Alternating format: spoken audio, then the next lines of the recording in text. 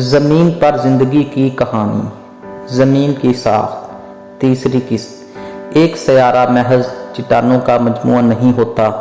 کوئی بھی سیارہ جس کا قطر چند 100 کلومیٹر سے زیادہ ہے، وقت کے ساتھ ساتھ اس کی سطح مختلف تہوں میں بٹ جاتی ہے۔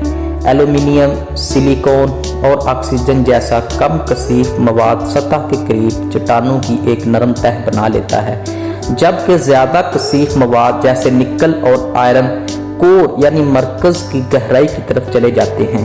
آج زمین کی کور پگھلی ہوئی دھات کی گھومتی ہوئی گیند ہے۔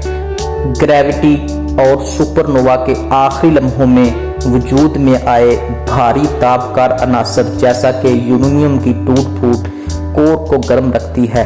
چونکہ زمین گھومتی ہے تو اس کی کور میں ایک مقناطیسی فیلڈ پیدا ہوتی ہے۔ اس مقناطیسی فیلڈ کی لہریں زمین کے اندر سے ہو کر نکلتی ہوئی اوپر خلا میں دور دور تک پھیل جاتی ہیں۔ یہ مقناطیسی فیلڈ زمین کو سولر ونڈ سے بچاتی ہے۔ سولر ونڈ سورج سے مسلسل آنے والے تابکار ذرات کا ایک طوفان ہے۔ یہ ذرات برقی طور پر چارج ہوتے ہیں۔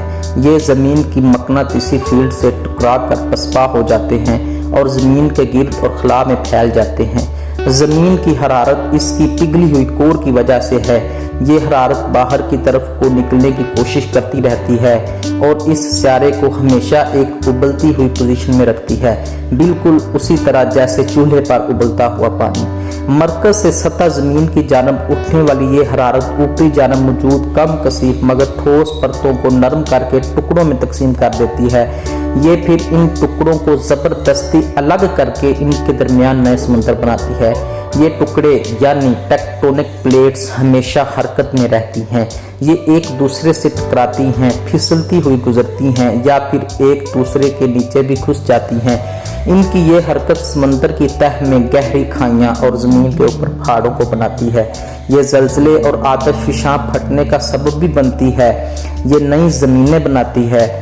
جیسے جیسے پہاڑ آسمان کی جانب اٹھتے گئے، کرسٹ کی بڑی مقدار زمین کی گہرائیوں میں موجود سمندری کھائیوں سے ہوتی ہوئی ٹیکٹونک پلیٹوں کے کناروں پہ جمع ہوتی گئی۔ کیچڑ اور پانی وغیرہ سے بنی یہ کرسٹ جو زمین کے اندرونی حصے میں گہرائی تک اتر گئی تھی، نئی نئی شکلوں میں سطح پہ واپس آئی۔